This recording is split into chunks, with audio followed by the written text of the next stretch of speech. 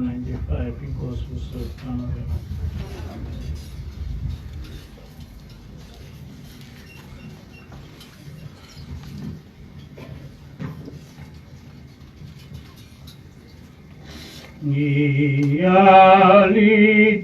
Ngiyalithanda ngokulizwa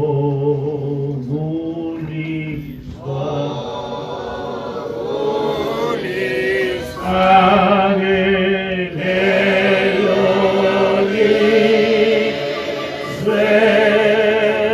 elizayo.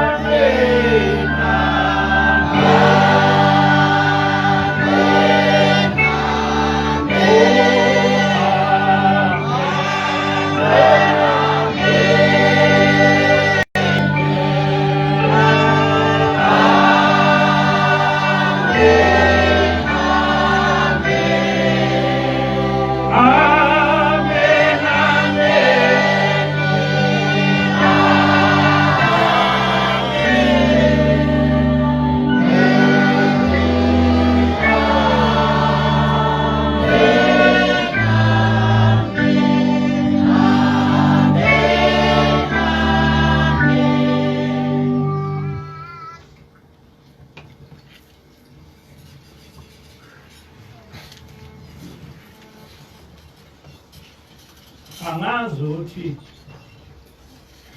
bangakabantu emhlabeni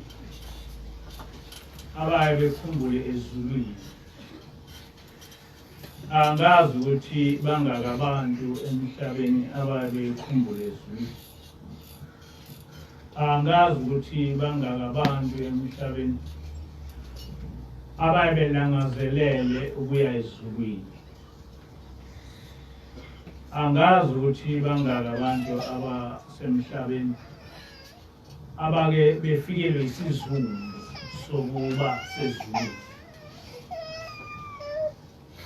Akulula kuba ufikelwe isizungu sezulu uma ungamkhonzi uNkulunkulu ngokuphelele.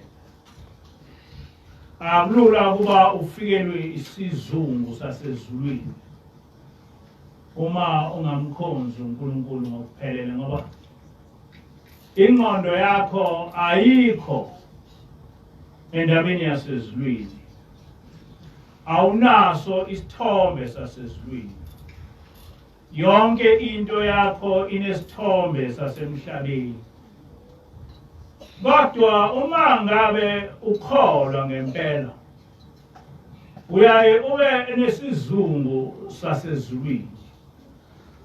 Ube nesizungu sokubona uNkulunkulu. Ube nesizungu sokuhlala nabangcwele. Ushembe wayengeke eliqambe leli culo uma ngabe wayekhuluma into engekho, ukuthi ngiyalithanda ngokulizwa lelo lizwe elizayo, ngokhululwa ngilibone wenhliziyo yami. Ngiyalithanda ngokulizwa lelo lizwe elizayo, ngokhululwa ngokuba ngilibone wenhliziyo yami. Uthi-ke ushembe, ngoba naba kangakanani uma ngibona lelo lizwe,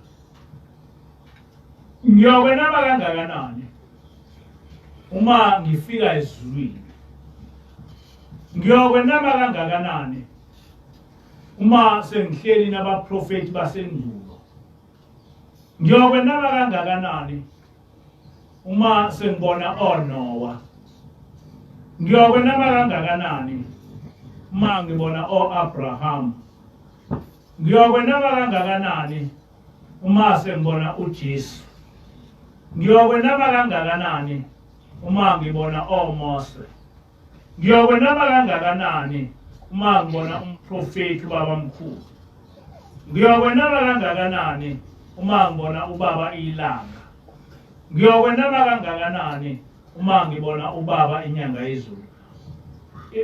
Bonke laba bantu engibabalile abantu abaseduze kwaNkulunkulu. Bonke laba bantu engibabalile abantu abahlupheka la emhlabeni behluphekela uNkulunkulu. Akusiyona inganekwana, ngikhuluma inganekwana uma ngithi khona isikhathi lapha esiyobona khona oNoah. Angikhuluma inganekwane noma into eyinkolelo uma ngithi khona isikhathi lapha esiyobona khona oAbraham. Kukhona isikhathi lapha esiyobona khona oIsrael. Kukhona isikhathi lapha esiyobona khona oJakobe. Kukhona isikhathi lapha esiyobona khona oIsaiah. Kukhona isikhathi lapha esiyobona khona oJeremiya. Kukhona isikhathi lapha esiyobona khona uJesu.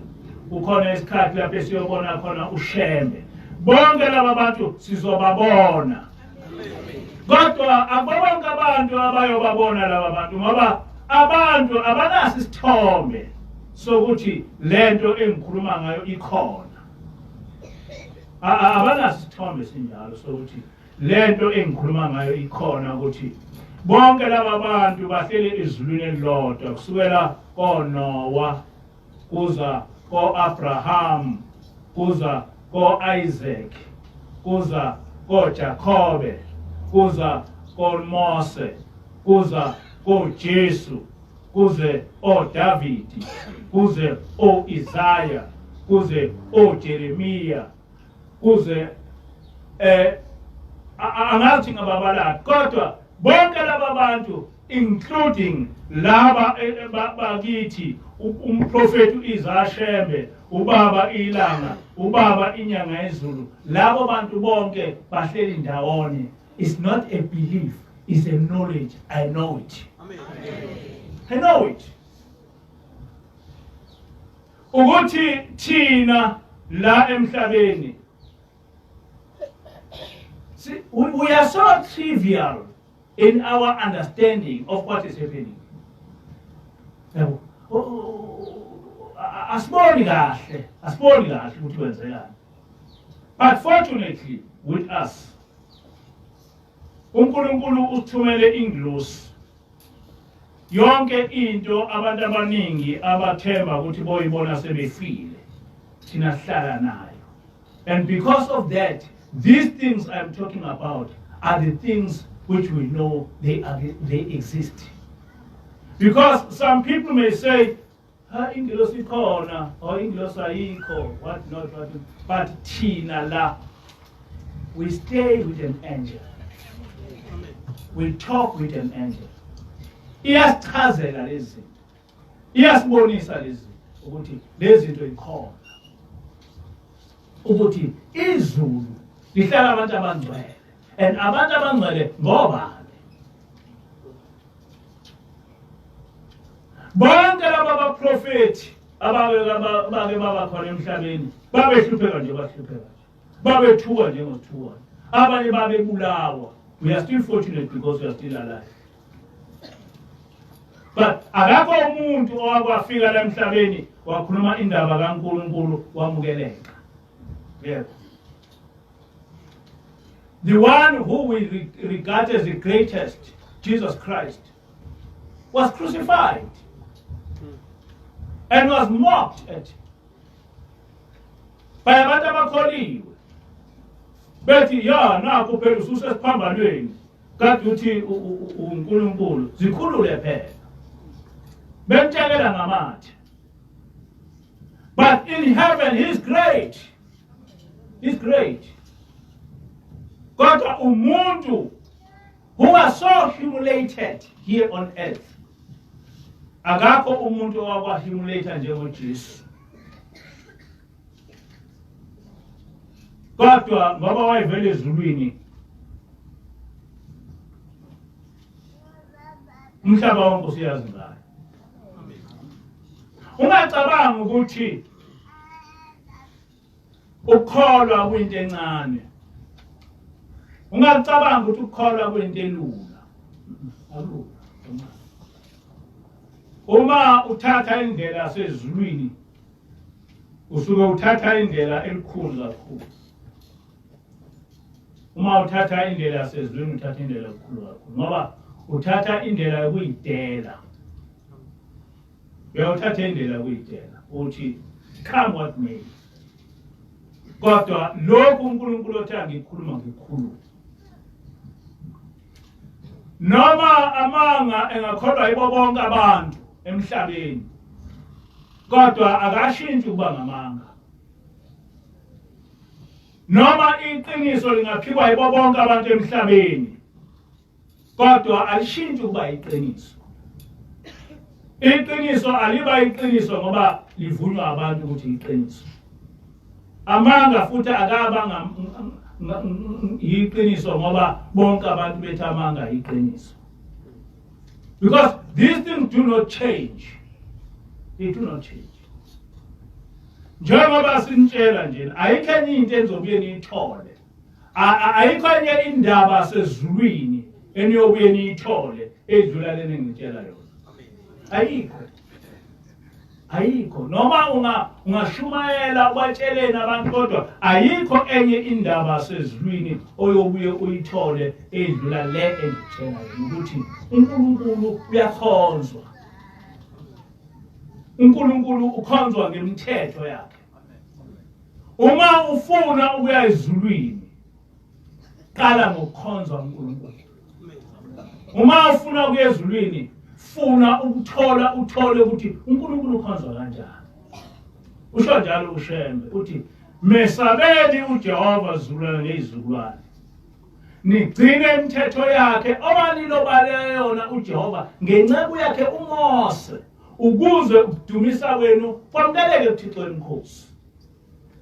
Ngoba uma ningamdumisi ngemithetho yakhe akakuyamukela imithandazo yenu. Akasoze anehlisela izibusiso uma ningayilaleli imithetho yakhe niyigcine. That is a basic principle yokukholwa kwasezulwini.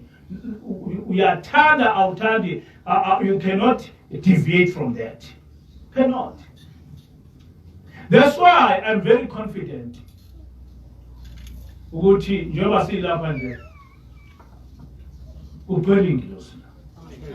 That's why I'm very confident ukuthi njengoba silapha nje abantu basezulwini bayeza lapha bezolalela inkonzo yethu. Why? Because there is nothing more we talk about other than to say to the people, asikholwe sigcine umthetho kaNkulunkulu ukuze sibone umbuso wezulu. Because that is what Jesus taught us about. That was the teaching of Jesus Christ. That was the teaching of Moses. That was the teaching of Shembe.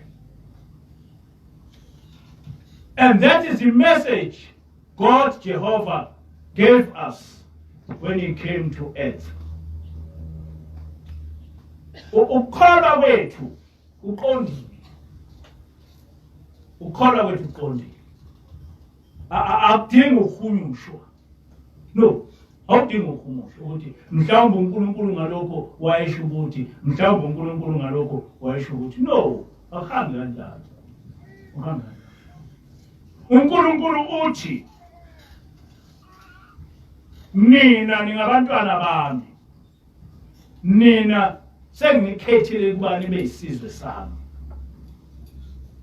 Ngakho-ke uma ngabe nigcina imithetho yami, nigcina imiyalo yami, niyoba ngcwele, niyohlala lapha engihleli khona.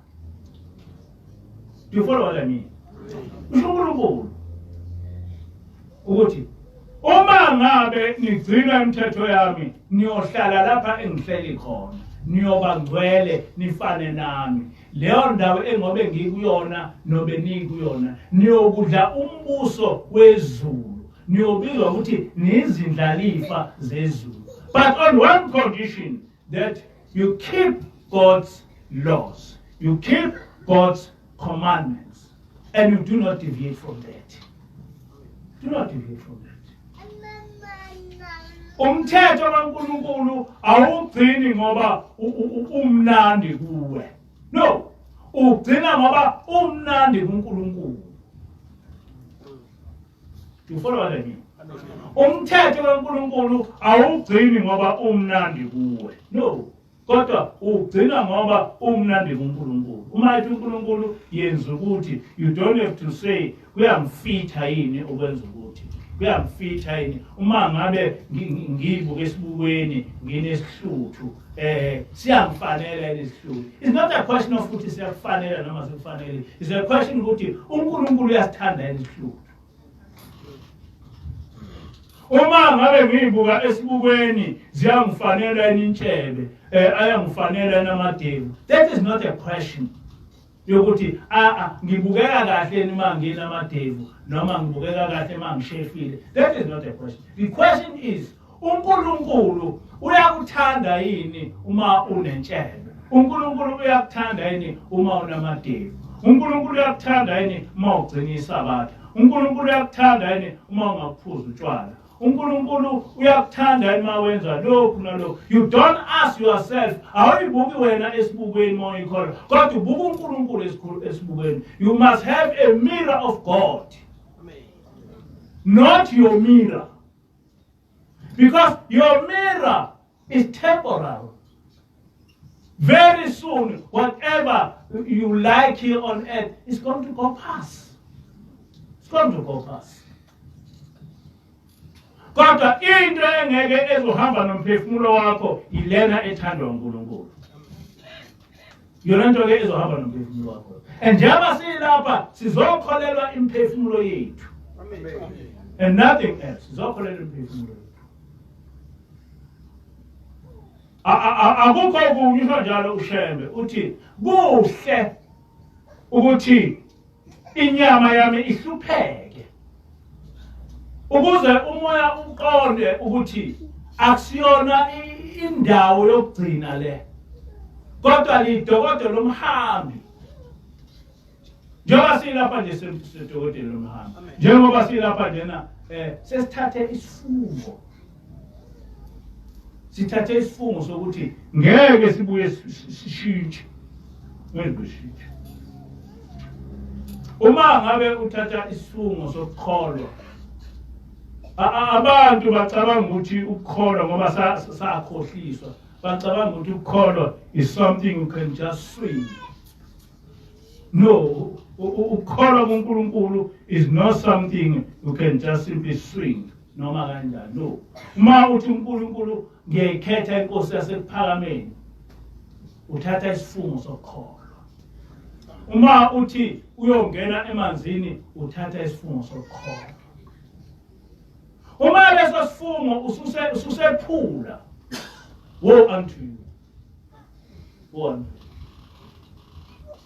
Bangcono abantu abangakholiwe. Bangcono abantu abangakholiwe. Kodwa uma ngabe uthatha isifungo sokuthi uyakholwa bese ucabanga ukuthi ukholwa you can do anything you like ekholweni. It's not like that. It's not like that. That's why I say it must not just be a matter of preaching, but it must be a matter of teaching you what we are talking about. Because we know. We happen to know. And what you know, what we know, we must pass it to you. Because abantu abaningi bacabanga ukuthi kuyadlalwa. Bacabanga ukuthi kuyadlalwa. Ezulwini asikho isikhathi sokudlala. Asikho isikhathi sokudlala. Uma uthatha isifungo sokukholwa kufanele ukuthi wazi ukuthi uthathe into enzima. Uma ubona ukuthi ngeke kufanele lento iyeke. Kodwa uma uyithatha bese udlala ngayo uyidalela inkulunkulu. Kodwa uyabona nje ukuthi khona abantu abangaboni ukuthi what is happening. Abacabanga ukuthi njengoba silapha you are just like all other churches. No, we are not all other. We are not like all other churches. Here, that is where God stays. And lapho khona uNkulunkulu akuyona indawo lapha ongenza noma yini noma ngabe ngikhuluma ukuqhamuka ukuhlekwe kwenziwe yonke into. No, we don't do it here. We don't do it here. Ngoba njengoba sisemhlanganweni njena size uNkulunkulu. And njengoba size uNkulunkulu, that's why silinda. That's why sehlukana nabantu esithandana nabo ngoba asifuni ukuthi uNkulunkulu simbangise. Ngoba sithena size uNkulunkulu. Uma size uNkulunkulu, size uNkulunkulu and nothing else. And nothing else. Besetheswe Tina inkosi na ijoba lemipekulo yesu na usakuma ale sale twala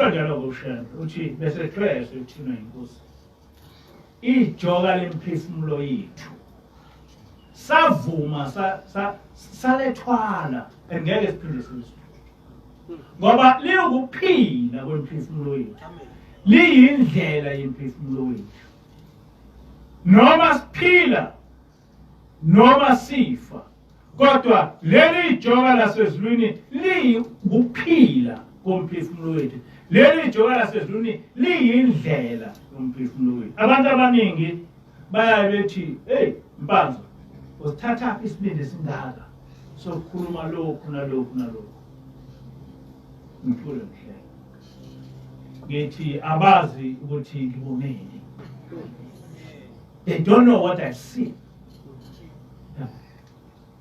It's a question of what we have seen. You see? Kodwa uma ucabanga wena uma ungafika uNkulunkulu eme phambi kwakho ethi ngiyakuthuma umbone ukuthi nanguNkulunkulu uthi ngiyakuthuma what can you fear? What can you fear? Uma kuma ingilosi phambi kwakho ithi uyathunywa ezulwini ukuthi yenza ukuthi nokuthi yini ozoyisaba ngoba usunolwazi usunoqonda ongekho umuntu osemhlabeni okwaziyo nokuqondayo. For me ukufa into engathi shu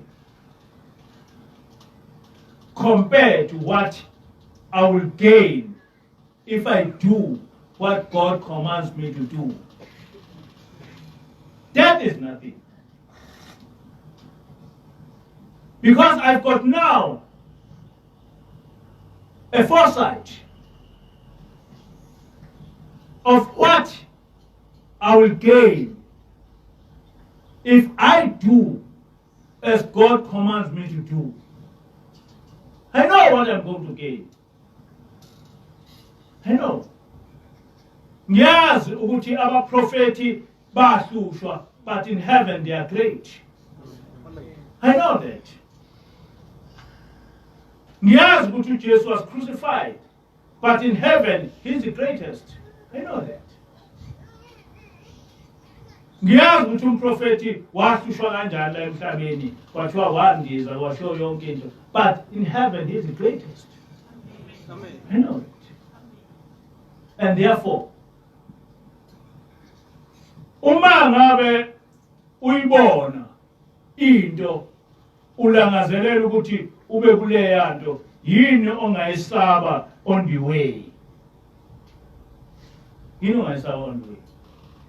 Uma ubona ukuthi kufanele ngifike lapha ngoba noma kwenzekani eceleni kodwa you now see ukuthi there it is. There it is. There is light. You see the light, and you know that if I come to that light, I'll be the brightest. Then what can you fear on earth when you know that if whatever I do on earth is appreciated in heaven, I'll be great in heaven? What can you fear on earth? There's no fear. I don't have any fear. I don't have any fear. Not fear of death. But the only problem I have in death is I'm full of shame. That's my problem. uNkulunkulu akanginikeze isikhathi sokuthi lento ongitshengise yona ngibatshela abantu ngibashiyele nayo. That is my only worry. But to fear death, no, I don't fear death. Because in any event, whether I fear it or I do not fear it, it will come. And as it comes at its own time. Death comes at its own time. And therefore, into minofanele ngiyenze ukuthi whilst I'm still living, ngiwacollecta kanjani amamaki ukuze ngithi uma ngifika lapha ezulwini kufike kuthiwa ngike ngathi ekseni ayikho into emnandi njengokuthi uma sefike isikhathi sakho sokufa kukhulunywa ezulwini kuthiwa uyeza. Yabo kuthiwa uyeza, nizwile ukuthi uyeza. bese kuhla ezulwini kuvunulwa kuthiwa no nizwile ukuthi namhlanje na uyeza mhlangabezeni mhlangabezeni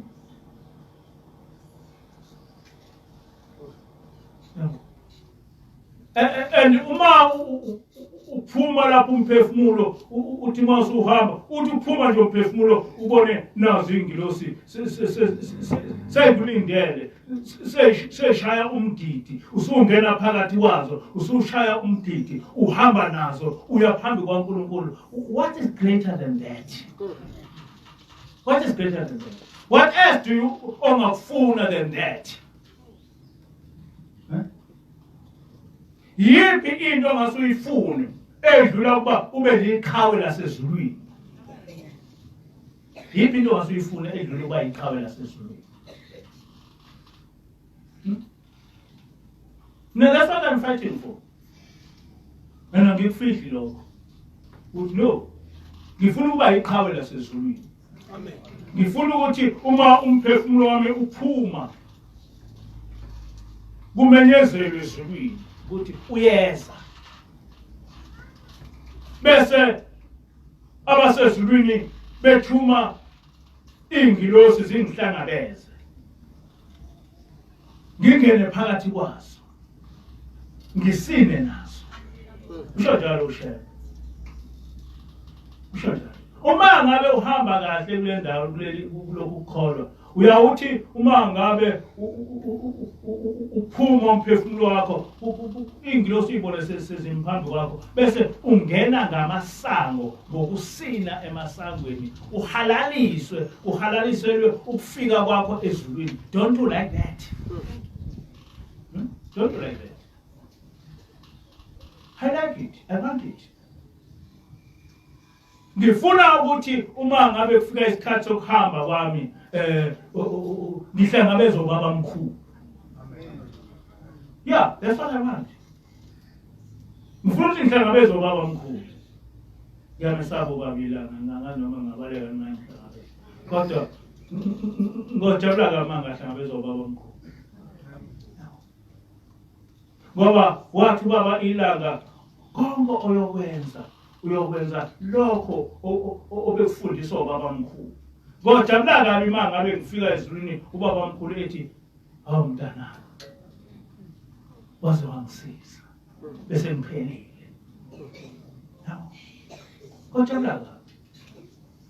So mangabe njoba ngikhuluma indaba kaNkulunkulu ngikhuluma indaba kaNkulunkulu ngoba ngiyayazi. Ngikhuluma indaba kaNkulunkulu ngoba ngithunyiwe. Angithunywanga ngephupho. Ngithunywanga ngephupho. Ngithunywa ngephupho. Ngiyakhumbula ngo-August 2010 ngangisesehleli lapha ingilosi yafika yaguqa phambi kwethu idabukile. Yathi ngithunywa amakhosi amathathu asekuphakameni. Athi ibandla lamaNazaretha lizongena ehlazweni lizoba inhlekisa emhlabeni. Yayisithi ingilosi athi amakhosi amathathu asekuphakameni angikutshele ukuthi asethembele kuwe ukuthi ubuNazaretha bungafi. Yayisithi ingilosi nami mfowethu ngethembele kuwe ungangidumazi. Kusho ingilosi yathi nami mfowethu ngethembele kuwe ube nesibindi ungangidumazi. Ngoba imina engithunywe kuwe ukuthi ngikutshele ukuthi yenze lento ivuse lento. Batshela abantu ngendaba kaNkulunkulu. Abayazi abantu indaba kaNkulunkulu. Bonke.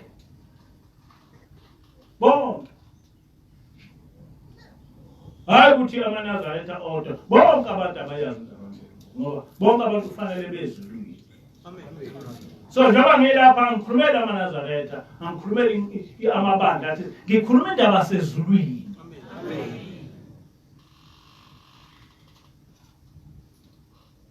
Soyana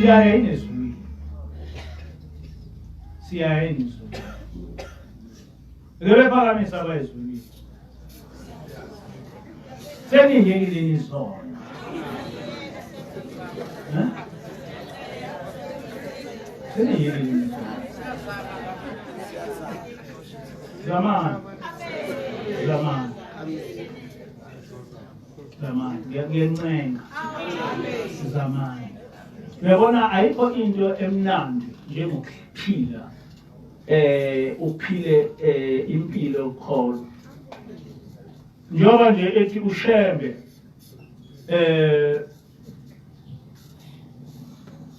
siyathanda ngokulizwa. Mina ngihlale ngize ngikhale ngikhumbule izulu. Ngikhumbule baba omkhulu, ngikhumbule baba ilanga, ngikhumbule umama. Hayi ukuthi ngibakhumbule ngoba sebahamba emhlabeni, ngibakhumbule nje lapha bakhona. Ukuthi kazi mina ngiyofika yini. Kazi mina uma ngihamba lapha emhlabeni uNkulunkulu uyongibeka. Bese ngithi kodwa ngoba uNkulunkulu ungitshelile ukuthi ngiyongena ezulwini ngoba ngenze njani, angenze lokho othena uNkulunkulu angikwenze ukuze ngene ezulwini.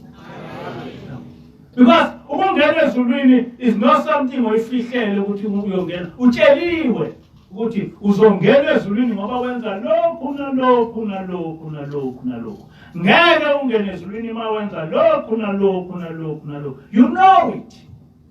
You know it. You know. Hayi ukuthi ufihlelwe ukuthi what is it? Yiko uwesaba njena mase fika ukufa kwesaba ngoba uyazi ukuthi awuyenzile lento othena uNkulunkulu yenze. Kodwa esikhundleni salokho wenzelena othena uNkulunkulu ungayenzi.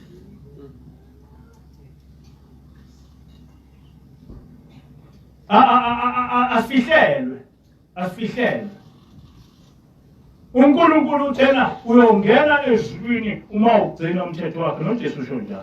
Wathi asibona bonke abathi inkosi inkosi abayobona umbuso wezulu. Kodwa abayobona umbuso wezulu ilabo abayokwenza intando kaBaba osezulwini. Akasho uJesu ukuthi ilabo abayokwenza intando yami. No.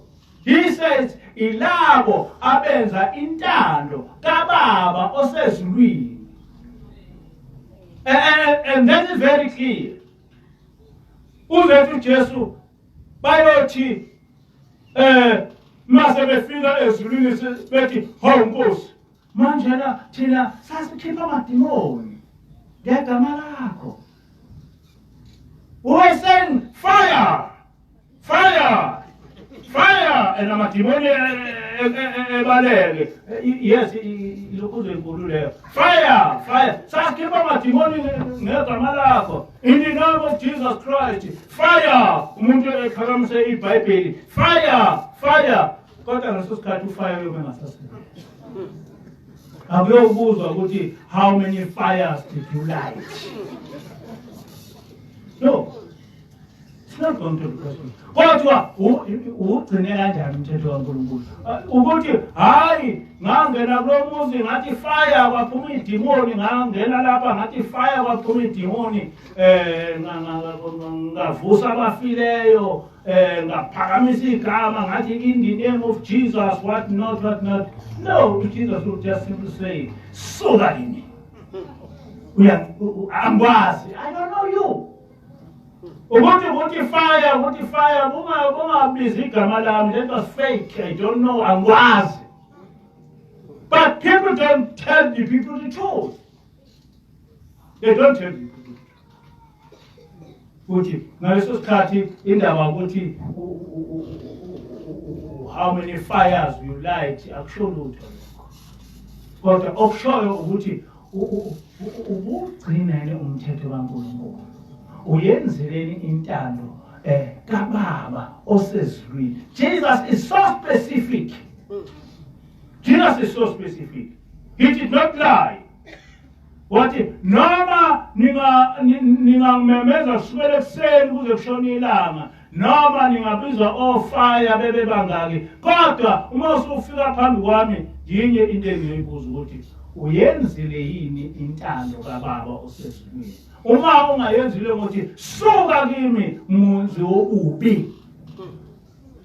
And that's what people are going to face. That's what people. You can fake other things, but you cannot fake the word of God. You cannot fake the word of God. The word of God stands and is truthful. And God will cheat, not the word of God. Noma ungathi ngumKristu noma ungathi ngumNazaretha noma ngathi ngisindisiwe, but one question. Uyenzile yini intando kaBaba osezulwini? And that is your key to heaven. That is your key to heaven. Njengoba ngibala laba abaprofethi nje ngibala oNoah bahlupheka kakhulu babe manje ngathi bebatshela abantu hayibo kuzuza umcondo bethu abantu uyagula. Yazi ukuthi hayi ukuthi uNoah engabatshela kodwa wabatshela bonke bamhleka, but he ended up engena elokhuzeni emkhunjini wakhe nabantwana bakhe kuphela. But not that he was not telling people what is going to happen. Usho njalo noJoshua uthi khethani noma nifuna ukuthi nikhonze onkulunkulu enani bakhonza ngiseseGibhithe noma nifuna ukukhonza noNkulunkulu esihamba na. Kodwa uthi uma ningakufuni lokho kodwa mina nomuzi wami siyomkhonza uJehova. And that word still stands. Yasho uJoshua ebheke eKhenani thousands and thousands of years wathi khethani noma nifuna ukuthi nibuyele kulabo uNkulunkulu enani bakhonza noyihlo noma nifuna ukuthi nilandele lento esiyitshela uJehova. Kodwa uma ngabe ninganaso isikhathi salokho kodwa mina nomndeni wami siyomkhonza uJehova. And each and every one of us must say that mina nomndeni wami siyomkhonza uJehova. And you must know how to worship God. Worshiping God is not just by mere talking. No.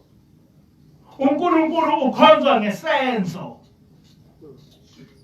uNkulunkulu akakhonzwa ngokuthi ngithi hayi ngiyamkhonza uJehova, hayi ngiyamkhonza uJesu, hayi uJesu inkosi and therefore usuthi ukhonza uJesu. No. Akhambi kanjalo. Ezulwini kukhonzwa ngesenzo. Njengoba ngihlale ngitshela nje ngithi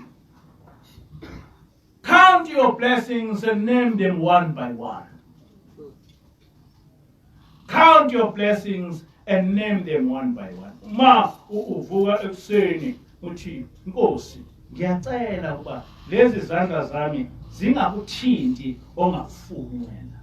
Bonke ngikusebenza nezandla zami angithi ma ungibona ngikusebenza ujabule. Nkosi lezi inyawo onginikeze zona azingahambeli endaweni ongayifuni wena.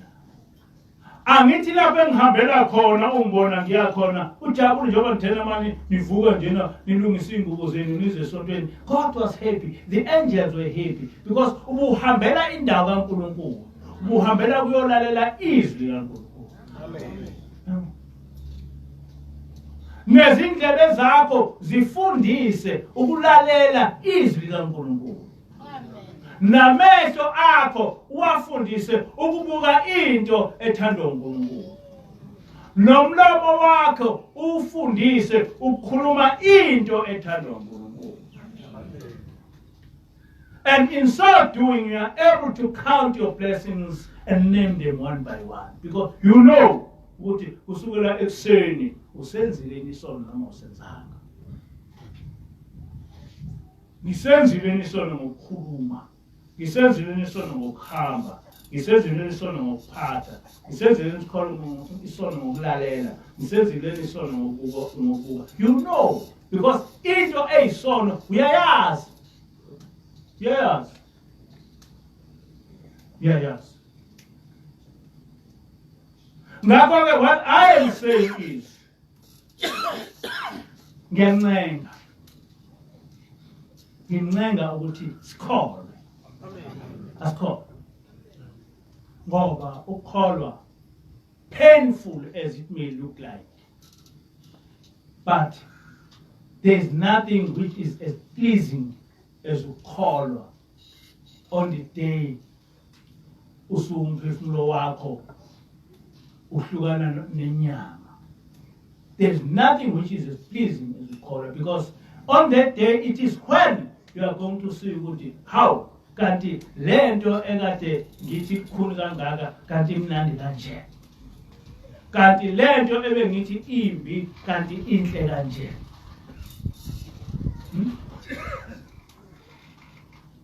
Ukholwa kufana nokufunda esikoleni. Njengoba kuphela unyaka beyiphasa ingane. Ingane eziphase kakhulu zaphasa ama-distinction zingane eziyeke yonke into zabheka incwadi. Zihluphile. Maybe from standard 11 kuze kube namhlanje nabeyifunda. They had a vision. Because one day ngifuna ukuba se-university, one day ngifuna ukuba udokotela, one day ngifuna ukuba ngibe nemoto, one day kufanele ukuthi ngibe nalokhu nalokhu. And a visionary child knows ukuthi in order to come to that, I must read.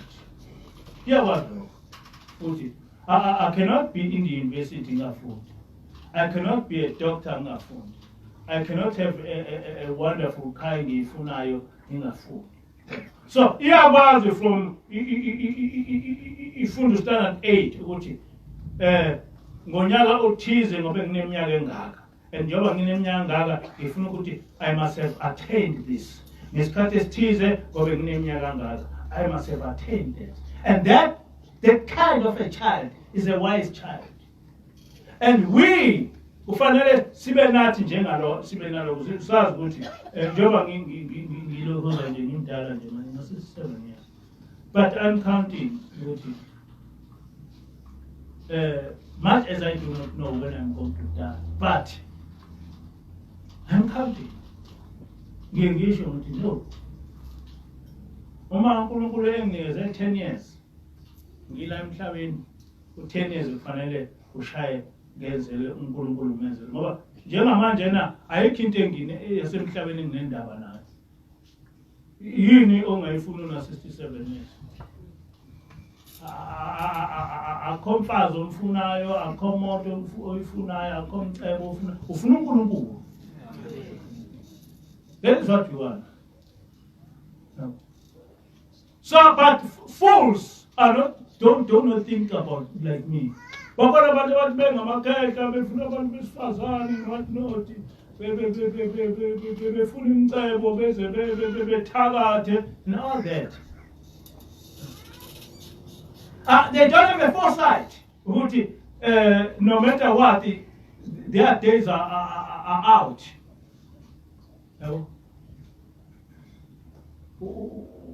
Uphila nje intando kaNkulunkulu. From 60 years we are phezulu uzophila nje intando kaNkulunkulu. But abantu abaningi abayiboni lokho, abantu abayiboni lokho. Umuntu nje osekhulile usathakatha. Usathakatha umuntu ekhulile. Usadlwengula ingane umuntu ekhulile. So usafuna wenza zonke izinto zasemhlabeni but isikhathi sakhe sasemhlabeni siphelile. Phelile. Njengoba ngilapha njena ngiphilela ukuthi njena uNkulunkulu umenzeleni ngidle mangidla kube njani lokho okuzokuphilisa nje empilweni yami ngingakhathazeki futhi ngingalambi ngidle. But ukuthi kukhona ubukhazikhazi basemhlabeni engikufunayo, I don't have time for that. Manje ngifuna ubukhazikhazi wasezulwini. Ngifuna ukuthi uma umphefumulo wami wehlukana nenyama ngemukelwe kahle ezulwini. Now if at this age nginganawo leyo foresight, then it means that I'm a fool. It means that I'm a fool. But lento engiyikhulumayo ayidingi ukuthi ube kuyile age yami ukuze uyifunde, because awazi ukuthi uzofanele. Awazi ukuthi uzofanele. Njengoba nje kusasa siyonqoba inkosana ibincane kodwa sihambe emhlabeni. Baningi abantu ababebancane belapha abahambile emhlabeni ngisekhona. So you must never count ukufa nge-age. Never count ukufa nge-age. Ungasho ukuthi hayi ngisemncane ngakho-ke yilowana ozosheshe efe ngokusemdala. It doesn't go like that. Bangaka abantu esebefile bebe bancane, akakho noyedwa umuntu osefile lapha obengangani, mhlawumbe uyedwa. Kodwa bonke abantu abafile manje bebe bancane. Manje na-ke wena ucabanga ukuthi uzophila-ke isikhathi eside ngoba kwenzeni? Ngoba kwenzeni? Ngoba ukholiwe nokukhona. Mina ngacela nokuthi ngiphile uNkulunkulu engiphe ukuphila. Wena unaso nje isikhathi sokucela ukuphila. Abantu abaningi abafayo basuke bengazange bakucela ukuphila ngoba banaso isikhathi sokucela ukuphila. Ingqondo yabo ikude kakhulu noNkulunkulu. Nangezithu. Amen. Inkosi kuselokho. Amen. Inkosi kuselokho. Amen.